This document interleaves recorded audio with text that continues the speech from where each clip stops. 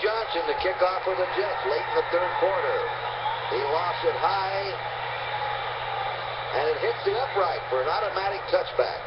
In Baltimore's ball, first down on their 20. And Johnny Unitas, number 9. When Johnny came out on the field, the first thing was a little silly feeling right here in your midsection, and then reminding yourself his arm's hurt, and then saying, well, you know, our defense will do the job, you know. But yeah, you're concerned. Anytime Unitas steps on the field, you're concerned for your defense. Johnny Unitas, one of the all-time great quarterbacks. Magnitude of a John Unitas, the charisma that he has, even that his arm was sore. I said to myself, they've got to put him in now. They've got to let him play, because if we score another touchdown, they're dead. I told the guy, I said, don't let it bother you. Don't worry about it. Just keep playing the same way. Because John, and after the first couple of passes that he threw, we knew then that it wasn't a John Unitas of old. That ball wobbles out there, and it's incomplete. That muscle tear in the right elbow still must be bothering Johnny.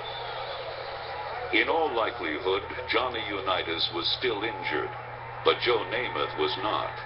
The Jet quarterback was back for the next series. This time, he went for the jugular, directing all his passes in the direction of George Sauer and Lenny Lyles. And a quick toss to Sauer. Ball loose, but I believe the whistle had already blown, and it'll still be the Jets' ball. Namath back, the Jets leading now 13-0. He's going to go deep, and it is down to Sauer. He's got it. He had the inside step on Larry Lyles again. Lenny Lyles was creeping up on George a little bit, and George needed to get deep and knew he could get deep because of Lyles getting a little more aggressive. That's what set that thing up. Sauer has now caught 8 passes in this game for 133 yards. And what a job this interior line, tackle to tackle, is doing for Namath. He's been touched only twice. Everybody thought he'd get killed in this game, but he's the one that's done the killing of Baltimore. Here goes Snell again, this time going right for once and roaring to the 6-yard line of Baltimore.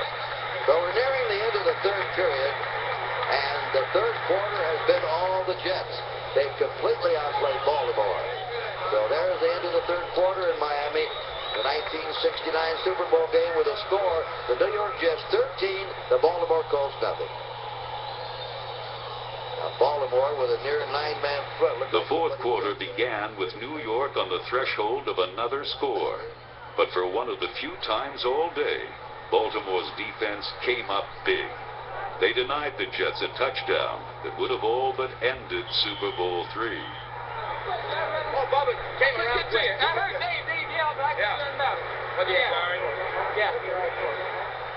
And Jim Turner, who's already kicked 2 field goals in the game, will have a short one, but from an angle on the near side. A little tougher when you're closer to that goal post. Pirelli will spot it on the 9. There's your kick, and it is good. And Jim Turner kicks his 3rd field goal of the game, and the Jets now lead 16-0. 13:26 to play. Early Johnson kicking off. He booms it deep. Preston Pearson fumbling it around. Now he's going to run it out. He gets to the 5, finds a crease, and turns what looked like a disaster into a 32-yard kickoff return. Unitas to Mackey.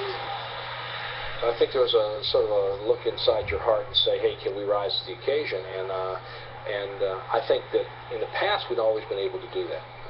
There was never a time in my life that I played with the Colts that I didn't think that we could come back even if we were 14 points down. We probably had the best 2-minute offense in the country.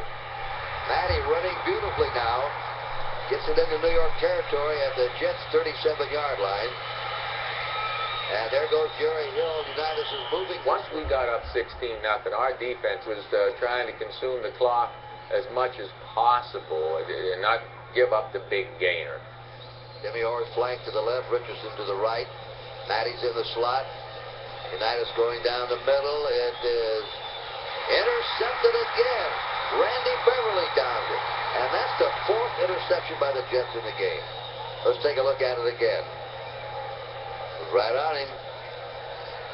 Had a good cut, perfect timing. And the Jet secondary has played brilliantly today. And we may be sitting in on one of sports' greatest upsets. We went into a mode of using up the clock. I mean, we're going to try and advance the ball, taking as little chances as possible, but keeping the clock going. But the main thing is using up the clock and advancing the ball. And I just keep going back to those two simple words. Coach Eubank told us, you know, poise and execution, fellas. Poise, execution. And that's what our guys did. Matt Snell in that second effort turns him loose. What's the great trivia question of Super Bowl III? How many passes did Namath throw in the fourth quarter? I wouldn't be surprised if it was 0. Was it really? That's right. It's the first time I've been told that. I promise you. Clock is moving. Long huddles by the Jets. Long signal count. Don Shula, desperate now, looking up at the clock. Shula said if we lose this game, everything we've done this year is out the window. We've had 15 victories, 1 NFL championship, and the whole season will be ruined if we get beat by these AFC. Baltimore did manage to stop the Jets on a crucial 3rd and 1. It stopped at the 35 by Lou Michaels, number 79. Yeah. Hell, I'm sorry. We should have to point something before that time, please. I can't hear you. Wait a minute. Right here, a 42-yard field goal attempt by Jim Turner. He's already kicked 3 in the game. Babe Pirelli holding.